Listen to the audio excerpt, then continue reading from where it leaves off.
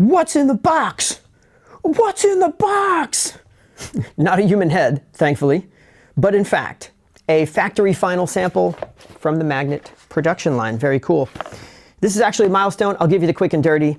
This inside the box here, this non-human head item, is the first magnet that rolls off the line that is exactly identical to what we wanted to make, works 100%, and is exactly representative of what everyone will get.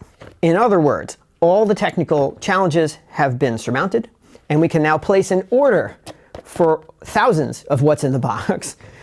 And when those get here, we'll send them out. It's that simple. The only problem, of course, is that they have to make them. That's going to take a month or two. I don't know how long it takes to make 3,000 of these things, or however many we need to fulfill the Kickstarter backers, as well as leave a few extras left over so that people can buy them. Then they got to get on a boat and get here. And of course, everything is screwy in the world of shipping and receiving right now. And so that's a problem. That's just, it's an unknown. There's nothing we can do about it. There's never been anything we can do about it. With any luck, things will be a little better now than they were in the middle of the pandemic when the whole supply chain ground to a halt and no one could get anything. So we'll cross that bridge, or rather ocean, when we get to it. But the bottom line is, we're just about to place an order for these things. And then they'll make them, and then we send them out. This is where we've wanted to get for a long time. And just because of the complexity of making these devices, that's why it's taken so long. That's the short answer. The longer answer is, what is in the box? Let's walk through it and take a look at all the cool stuff and how they work. Starting with the box, right? This is the actual magnet packaging. We wanted it to be plain cardboard and recyclable, because why? I mean, I hate when I get beautiful packaging, but it's plastic and or some mix of cardboard and plastic. I don't know what to do with it. So we've got our cool retro magnet logo on the front.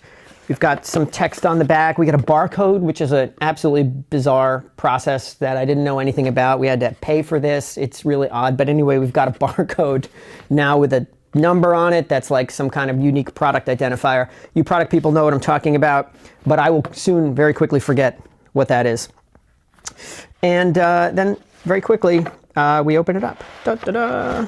And we have all kinds of things in here. Let me remove the extra doodads first, because we have a few things that we're going to pack in with the magnet, which I'll show you in a moment. And instead, what we have here is this very neat, and there's the locking strap, take that off. We have the magnet sort of mounted on an insert here, which is really cool. You can take it out, you'll see how this works. The idea was to try and find a way that didn't involve anything too complicated that could allow the magnet to stay suspended in the center of the packaging. If you flip this up, you can see how this works. It's got little feet on each side, and the magnet just clamps onto it, because that's what it does, right? Just clamps right onto this piece of cardboard. And the idea was, if this box gets jostled around in shipping, we wanted to not really contact the sides of the box or smash if the delivery person drops it on the ground, or you drop it on the ground. And this actually works pretty well. It was a little tricky. We had to go through a bunch of iterations on this to get the feet to fold the right way, but you just kind of stick it in there like that, slides right in. And if you press down on this, this will not contact the bottom of the box, and it won't contact the top of the box either when it's closed. So you can just shake this sucker around. It's pretty good in there. I think you could probably throw this against the wall and it would work. That was kind of the idea. If we drop it out the second or the fifth floor window here at work, will it survive? I think it would, actually. So that's pretty cool. And of course, the magnet's clamping action is what is used to attach it to the insert itself. So there you go. Neat. We've got a little QR code here, which is going to link to just probably a page on the website. It shows you how to set up the device. And we can assume that maybe not everybody that orders one of these things is going to be all that knowledgeable about what to do with it. How do they set this up on the instrument, and what are they looking for? How can they benefit from having this? So we're going to have some basic setup instructions there. Obviously, we can't replicate the entire process of learning how to play guitar, because that's what this sort of dovetails into. But at the very least, we can show you how to get it on the instrument, how to put the phone in it, and how to take close-up shots with the proper focus and lighting that everybody can do. Otherwise, the device itself now, it's perfect, basically. The color has been reddened a little bit so that it doesn't come off looking super yellow under weird lighting. I know you don't really care about that. I care about it just because I've had to edit a million interviews over the years where the magnet looks orange or some kind of weird safety cone, traffic cone color. And now this is just going to look red all the time. It's, for reference, a little bit redder than a Jazz 3. So a Jazz 3 placed on top of this looks a little bit kind of tomatoey by comparison. So we're definitely red, which is awesome. More importantly, the operation is now perfect. You can open it up, clamp it on like that, give it a little squeeze to get the grips to adhere, and then you have single-handed operation. Get your phone in there, just like that. Give it another little squeeze, and you're ready to roll. Record, good to go. Awesome. It's what we've always wanted, to be honest. I mean, single-handed operation, really smooth, like that. Easy to put on and off. We do have the locking strap. This is another cool thing. Not a very complicated thing, but kind of one of those like elegant solutions. It takes you like several years to realize, oh, that's what we could do. So you've got a hole that goes straight through this thing, and all you do is just stick this in here. And it'll come right out the other side. And then we place our lock right back on it. That's how I do it. It's easy to take on and off. So if you decide you want the locky thing to be up here by the upper horn of your guitar, or you want it to be down here, that's all kind of fine. You can just, within a few seconds. Once you do that, you've got a nice sort of pass-through here, just like that. And you can just feed the headstock right through it, just like this. And the idea of the locking strap is really just to keep the magnet from A, falling off the guitar onto the floor. It's not made for live performance. It's meant to be sitting down, filming your technique. But added benefit of this, of course, is that once you get the phone in here and you tighten the strap, put this like this, it actually improves grip on the phone. The whole apparatus just grips better. And now it's really not going anywhere. Even if this were to somehow come off the neck, it would still just be dangling by the strap. And that's happened. But you don't have to use it. If you're in your house and you don't really care, or you got carpet and you're not worried about anything falling, you can just undo it, and you can remove it really simply, just like that. Just undo the lock, pull it out, gone. Super, super simple. It was just one of those solutions where we were like, oh yeah, that really actually is, it not only does what we want, but it's actually super elegant in terms of the way that it works. Right. What else? Inside the box, we actually pack in a few, or we're going to pack a few add-ins. And these, let's do these first. These are simple. They're felt pads that go on the feet like this. You can see they're pre-installed here. But for the production run, we think we're going to actually just leave these off. Why? Number one, I've never needed them. I've put this thing on expensive guitars of every stripe, vintage guitars, old valuable instruments. It has never marred any kind of surface because it doesn't really attach to the surface. It attaches to the sides of the neck. So the grips here, they grip the side of the neck. They don't really touch the body. If you are concerned, however, you can add these on there, just peel off back, stick it right on, and now you can slide that thing all over and it's nothing, right? The only drawback of this is that it does steal a little bit of height. And that matters because you're attaching to the side of the fretboard here. So up here, on this guitar, I don't know if you can see how much gripping area there is. There's a little bit. That's maybe a half an inch, something like that. So I'm not super concerned about losing height. There's still enough surface area there that the rubber parts of the grip can grip the side of the neck. But if you have an acoustic and there's just fretboard up there, there's not any side of the neck wood, then the fact that you're missing maybe 1/8 of an inch down here, now that actually matters. So we have a solution for that. A, you can not use the felt pads if you want. But if you do want to use the felt pads, there's also another way, and that is these guys. And these are grip adapters. And the original intent of these was to allow you to build up the inner dimension of the magnet so that you can put it on skinnier necked instruments like, let's say, a mandolin. And we're giving you 4 of these in each box so that you can double stack each side if you want. And I will apply them for you right now in real time. And I haven't tested these. This is the latest formulation, which is just 3M peel off backing here. But I'm going to put it on. And the way that you do this is you just lay it flat on a surface. And this way, when you stick the pad on, you're actually lining it up to cover up that 1/8 of an inch that you lose on the bottom. So I'm going to do that. So there's one.